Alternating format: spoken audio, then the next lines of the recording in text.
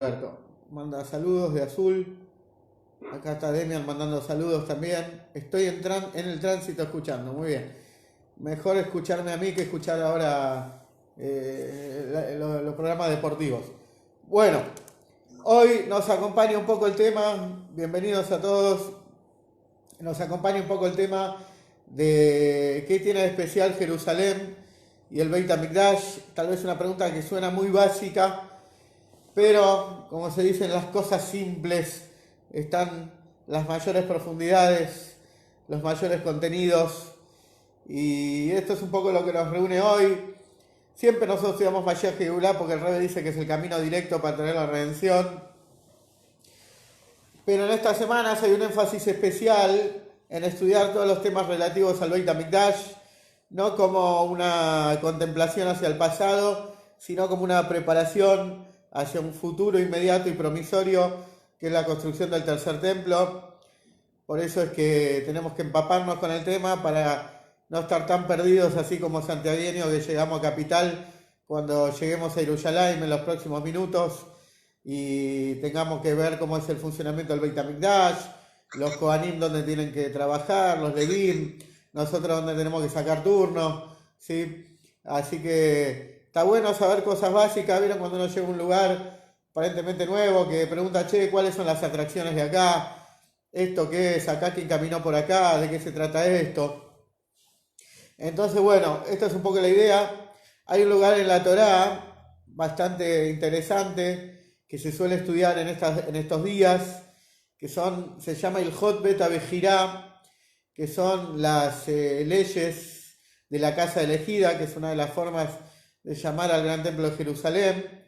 Es toda la compilación de Maimónides en su obra Mishneh Torah, conocida también como Yad HaZaká, donde él trae las leyes del Beit HaMikdash, ¿sí?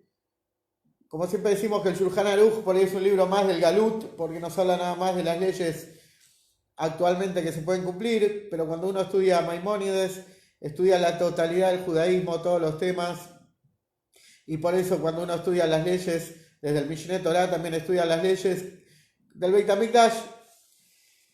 Y hay cosas interesantes, ¿no?, sobre el origen de este espacio físico. Cuando hablamos de Beit HaMikdash, estamos hablando de un templo gigantesco.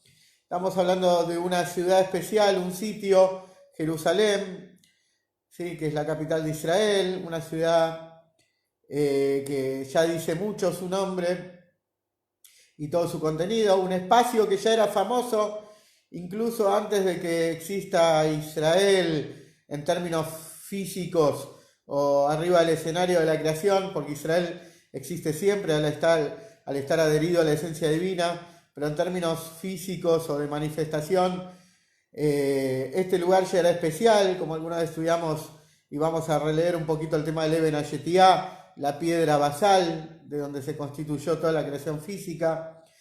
Este lugar no es un lugar común y corriente, ¿sí?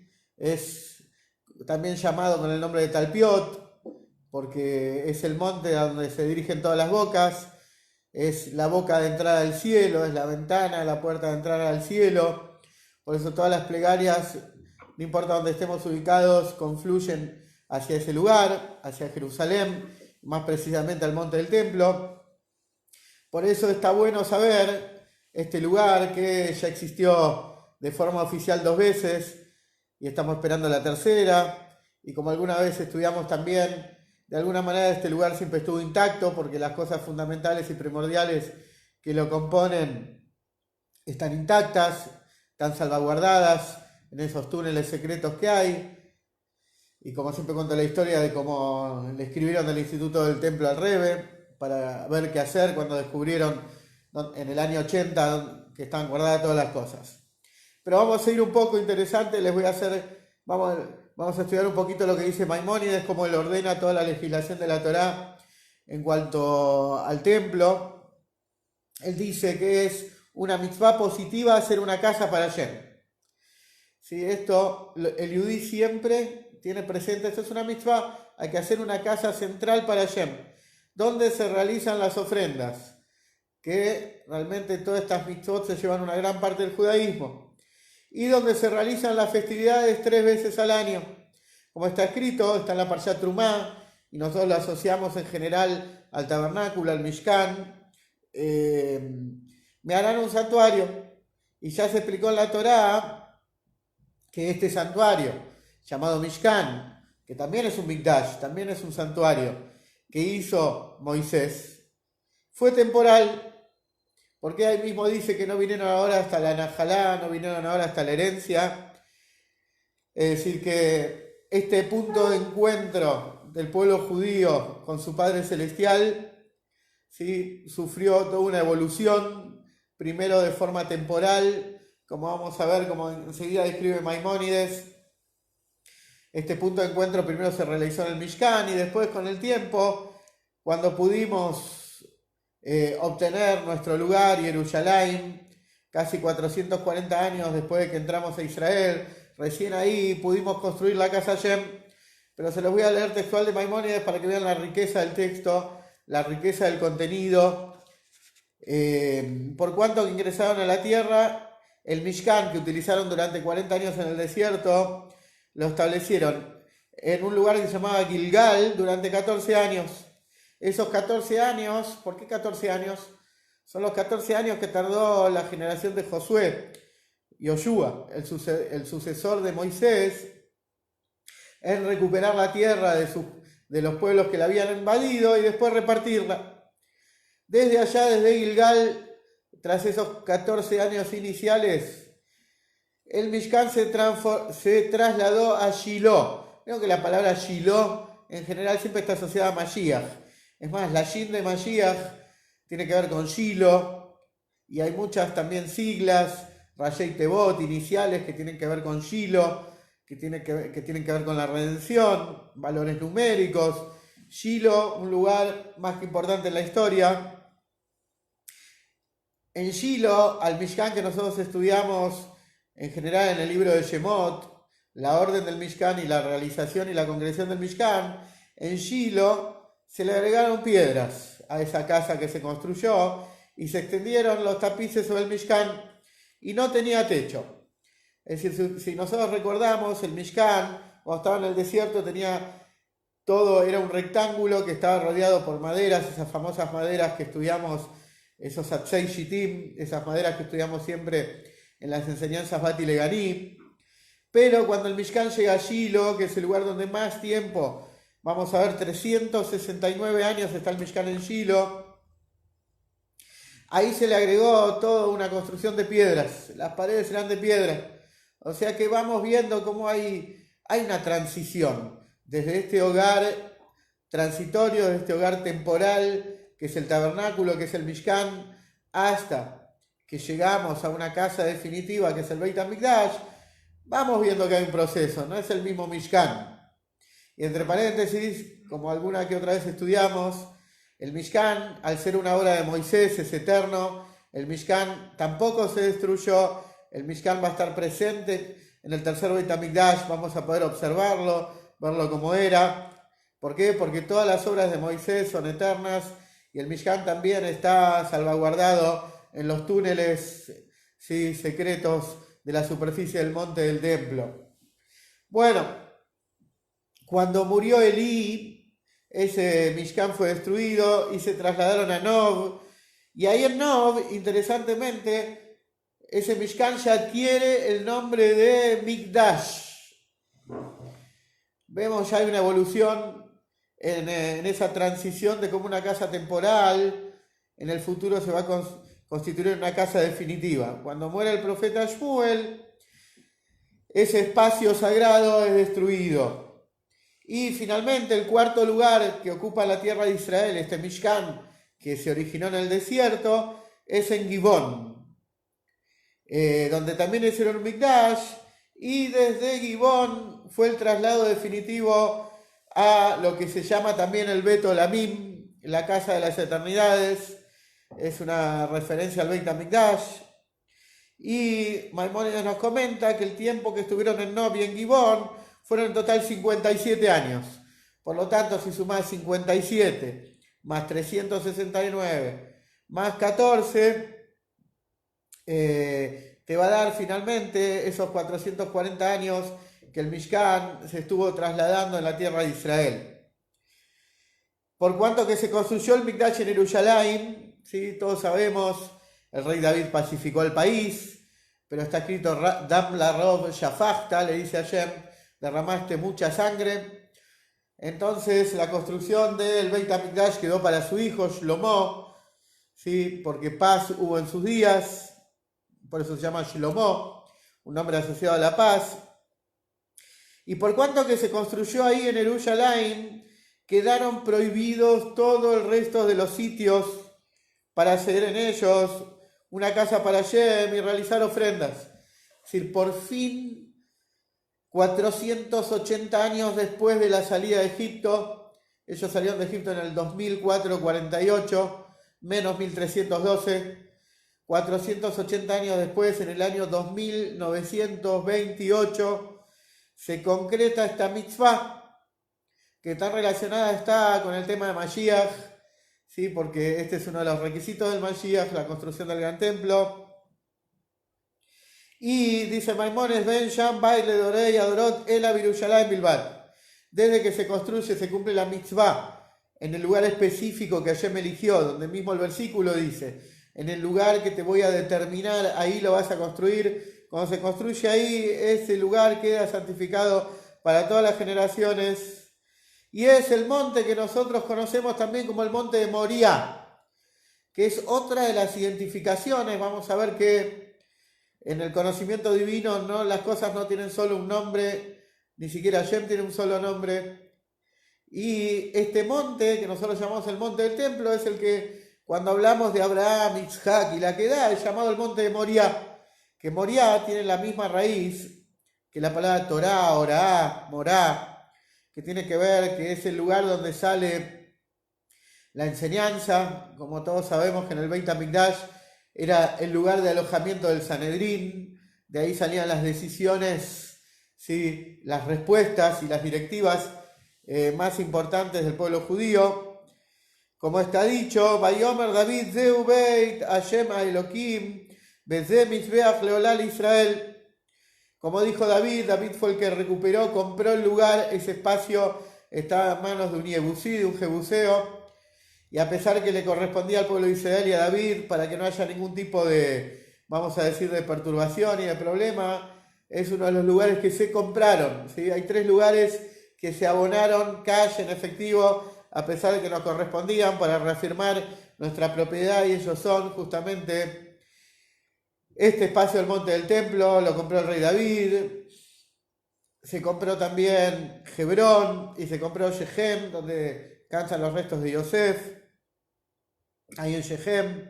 Y el versículo dijo, y dijo David, Vayomer David, Zehu Beit Hashem Elohim, esta es la casa de Dios Elohim, y este es el altar para ofrenda para Israel. Y dice también ahí, Zot Menuhatía de Yad, acá será mi lugar de reposo eternamente. David identificó el lugar, ya tenía el lugar, y así quedó determinado. La construcción de Shlomo, dice Maimónides, ya está explícita en el libro de Reyes, Melahim. Y así la construcción del futuro, ¿sí? Que es nuestro presente inmediato, ya mismo, a pesar de que está escrito en el profeta Ezequiel, ¿sí? La forma que está escrito en el profeta Ezequiel, acá Maimónides nos brinda un dato. No está explícito y ampliado ahí, no está explicado de una forma que sea comprensible para nosotros. Y la gente del segundo Beit HaMikdash, cuando lo construyeron en los días de Ezra Sofer, el líder judío de aquel entonces, lo construyeron tal cual lo hizo Salomón, y con las cosas explícitas que había revelado el profeta Yehezkel. Porque muchas de las cosas que dice Yehezkel son incomprensibles hasta hoy en día. Recién cuando venga el Mashiach vamos a entender bien qué está diciendo Yehezkel y vamos a poder cumplir las cosas que hasta hoy no tenemos acceso. Pero sí, dentro del profeta Yehezkel, sí, Ezequiel, hay cosas que sí son comprensibles y abiertas y están al alcance. Y por lo tanto, cuando se construyó el segundo templo se las tuvo en cuenta. Esto es como lo primero, ¿no?, que uno está descubriendo. Así empieza el primer capítulo.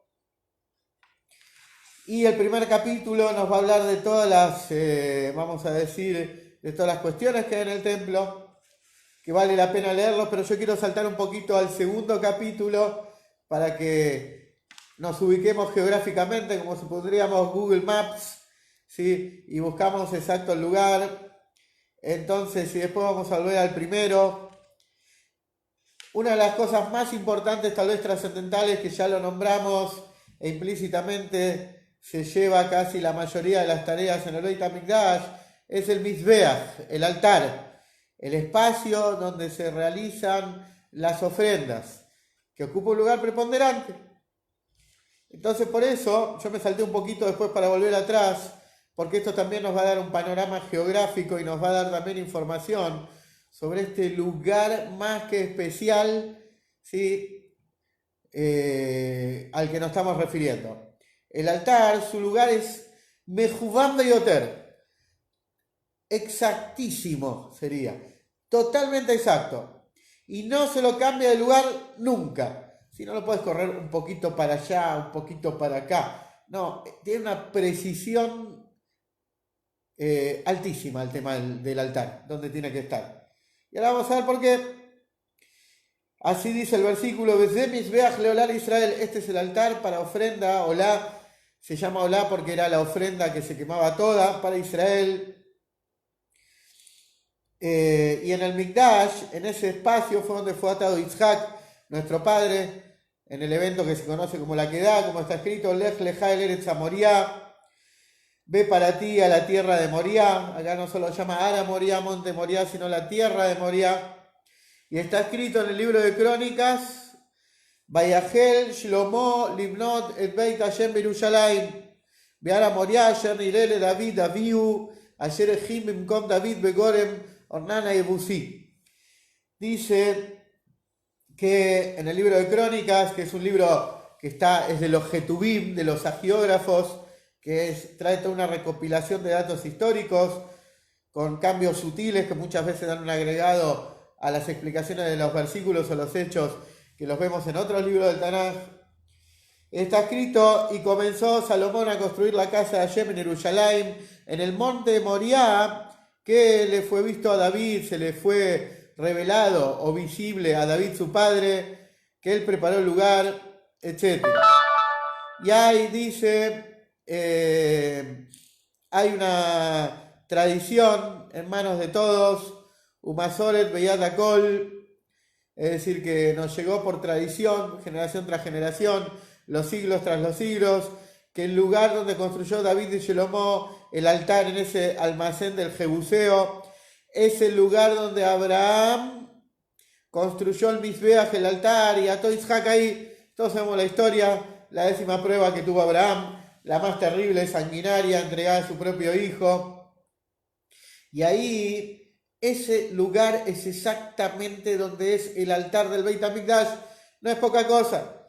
Y es el lugar también, miren la coincidencia increíble de cosas, este lugar donde se coloca el altar y donde se va a colocar el altar ahora.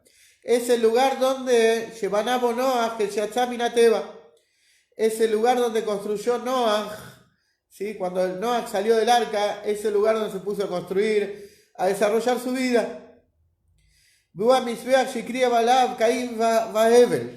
Y ese lugar, miren todas las cosas que pasaron en ese espacio pequeño, ¿sí? que en Jerusalén, en el monte del templo, es el mismo lugar donde estaba el altar de Caín y Abel, en el principio de la creación, y donde hubo y Krib Adam Rishon Korban que Shenibra, y también es el lugar donde el primer hombre Adán realizó la primera ofrenda. Y más todavía, es el lugar donde él fue constituido.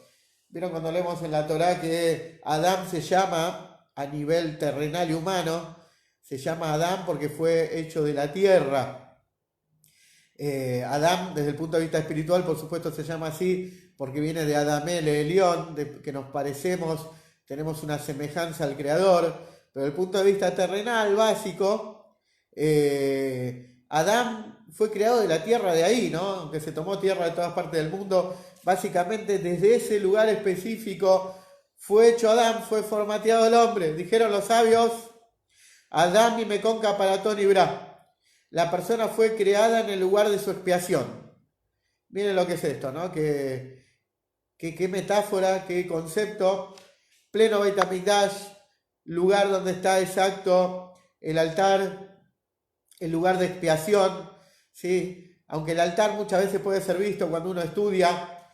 El otro día hablábamos con amigos que cuando empezamos a estudiar Torah y leíamos todo este tema de las ofrendas, nos parecía un poco extraño para la formación que teníamos nosotros secular, ver todo este procesamiento de ofrendas, todas estas cuestiones que llevan animales, ofrendas vegetales, la metodología del Gran Templo, ¿no?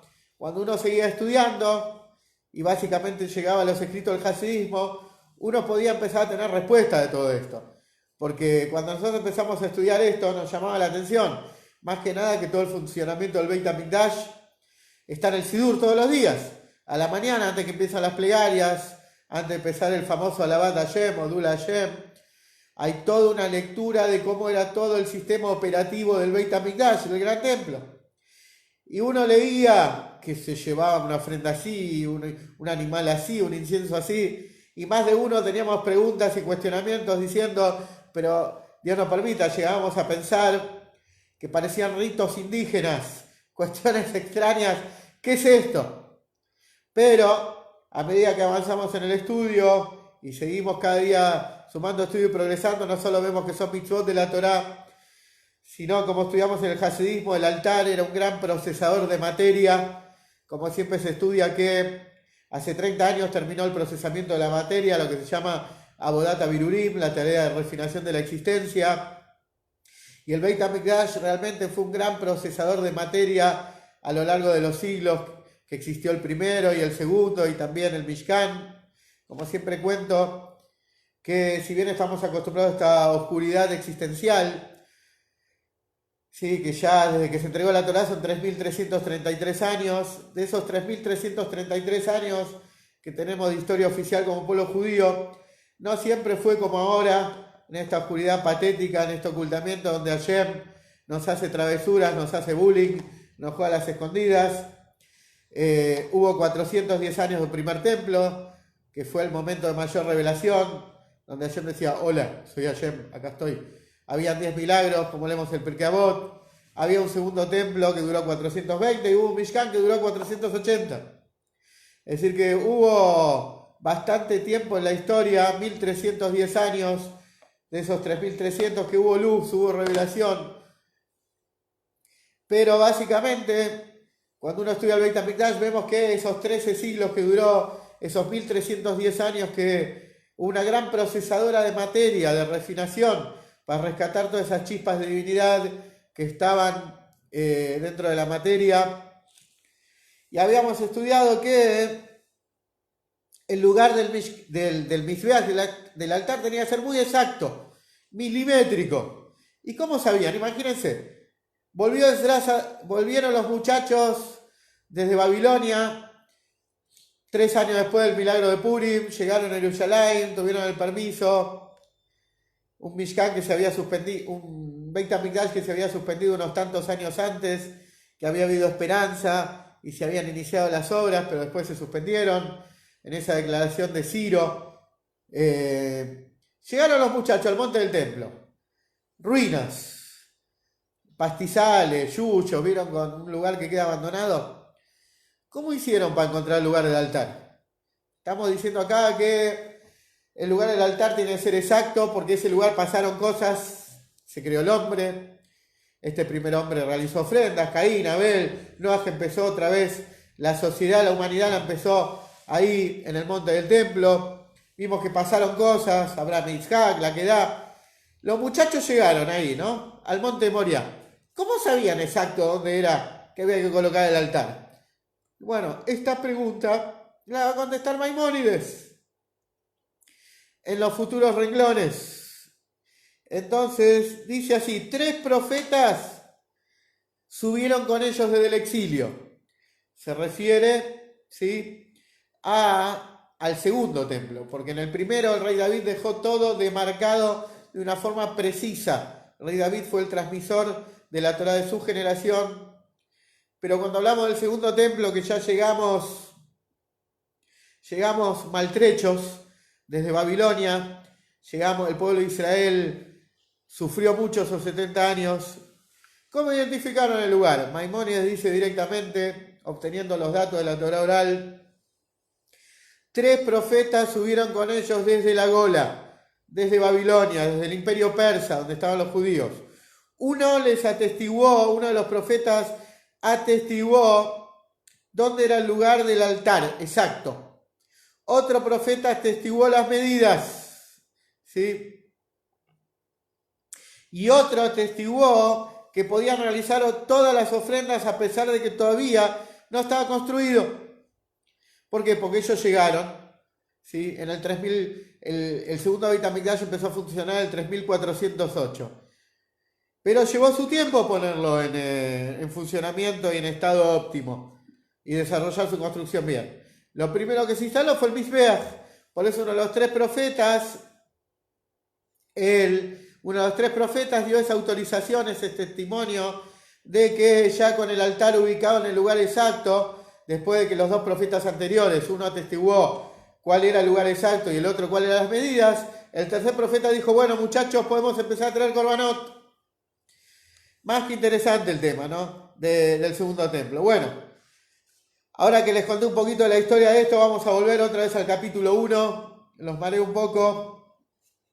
Vamos a volver al capítulo 1 que estábamos hablando del Beit HaMikdash, cómo está formateado un Beit HaMikdash, cómo es una matriz de un Beit HaMikdash, que esto es prácticamente una réplica en todos los órdenes de la vida. Cuando uno estudia la Torá va a encontrar que el Beit HaMikdash tiene este funcionamiento existencial, como está determinado en la creación, cómo funciona una sinagoga, cómo funcionan las mitzvot, cómo funcionan las columnas que sostienen al mundo. En cada una de las áreas del Beit HaMikdash está de alguna manera marcado esto.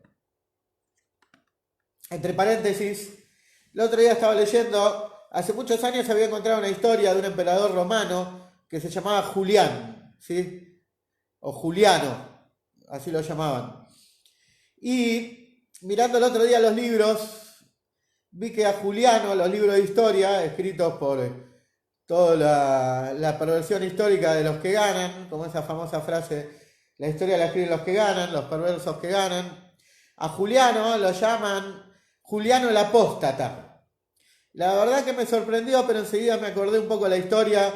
A veces en la Aquahomer yo cuento esta historia.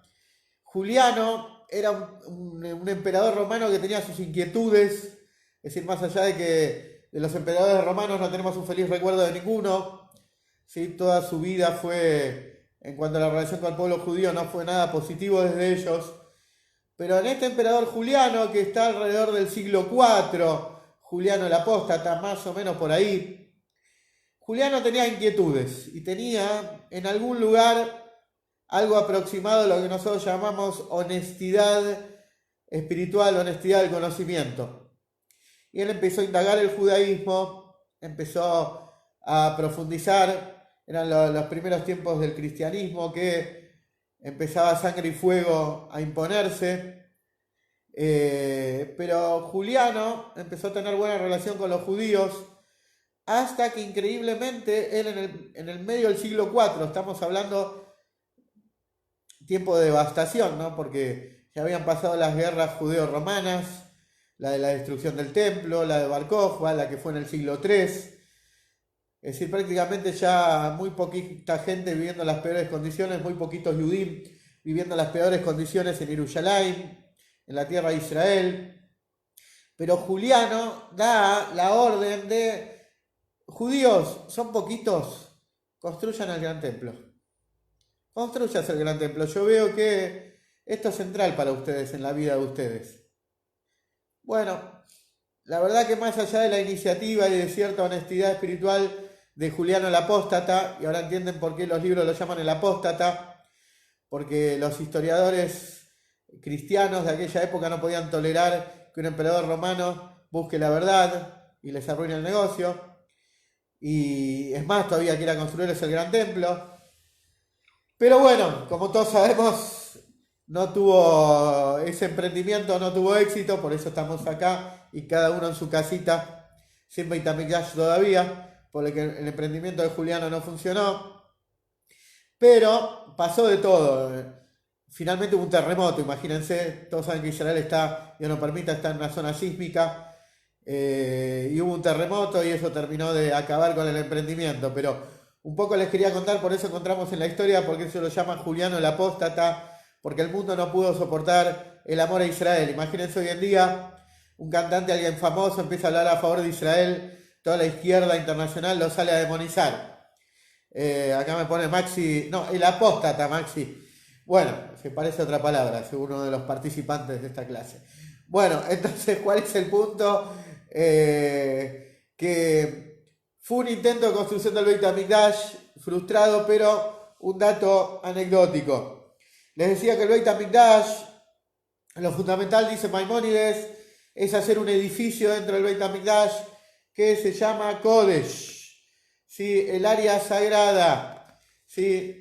Todos sabemos, ese edificio nosotros vemos de frente, siempre que vemos la maqueta, se llama Kodesh y tiene un Kodesh HaKodashim y también tiene un sector previo al Kodesh que se llama Ulam. Ulam en hebreo moderno es el salón, era un salón, y el conjunto de Ulam, Kodesh y Kodesh HaKodashim es lo que nosotros conocemos con el nombre de Ijal. Vieron como acá Ijal a Torah, Ijal es una palabra que aparece mucho en Kabbalah, el Ijal del Mashiach, el santuario del Mashiach. Hay salones que se llaman Ijal de tal cosa, ¿sí? El Ijal de Núñez, por ejemplo, la cancha de River. Entonces, ¿cuál es el punto? Que el conjunto de Kodesh, Kodesh HaKodashim y Ulam, es lo que nosotros llamamos Ijal, y ese Ijal, y hacemos una mejichá, dice, alrededor del Ijal, que tenga una distancia, como lo que existía en el desierto, que también el Mishkan tenía como una especie de entramado desde el lado de afuera, y que esté rodeado por todo este lugar, como era el Hatzer de los demonios, es lo que se llama Azará. El conjunto, otra vez, de Ijal y Azará literalmente es patio, ¿sí? Es el patio que nosotros vemos abierto donde está el altar, el conjunto de las dos cosas, ¿sí? Es lo que nosotros llamamos Mikdash. O sea, cuando hablamos de Mikdash estamos hablando de un conjunto amplio que integra dos cosas. Lo que se llama la Azará, que es el patio de maniobras, de trabajos, donde está el altar, donde está el kior, donde se lavaban los kohanim, donde estaba el fuentón de Salomón con sus 12 vacas que lo sostenían, las mikvaot, después esa Azará daba todas las dependencias, conocidas como lishkaot, pero básicamente el Mikdash tiene la Azará y tiene el edificio que se llama Ijal. El edificio que se llama Ijal es el que tiene 3 sectores: Ulam, Kodesh y Kodesh HaKodashim. Esto es un poco lo que es la división de las áreas a grandes rasgos. El Mikdash no solo tiene mobiliario, sino también tiene Keilim. Keilim son instrumentos, son recipientes, y por supuesto el más importante, por ahí el más famoso, que ya nombramos, es el altar, ese altar que tenía una rampa para ascender y etc. Bueno, ya nos vamos acercando a fin de hora. Besat Hashem, nos vamos a ver, si Dios quiere, el lunes que viene. Vamos a seguir estudiando cosas interesantes. Vamos a estudiar sobre nuestro Beit HaMikdash, que alguna vez estudiamos, pero lo vamos a profundizar más. Como dice Maimónides en la Halajá, que el Mashiach construye el Mikdash en su lugar, el Mashiach construye el altar en su espacio, donde se encuentra en la diáspora, como alguna vez estudiamos, y el rey repartió en mano el fascículo. Eso es la sinagoga llamada 770. Y vamos a estudiar todo, cómo trae el Talmud, las distintas citas de cómo la Shekinah, la presencia divina, se estuvo dispersando junto al pueblo judío en el exilio, bancándonos, y cómo el Mashiach construye el Mikdash en su lugar. Eso va a ser la próxima. Saluda acá en Facebook.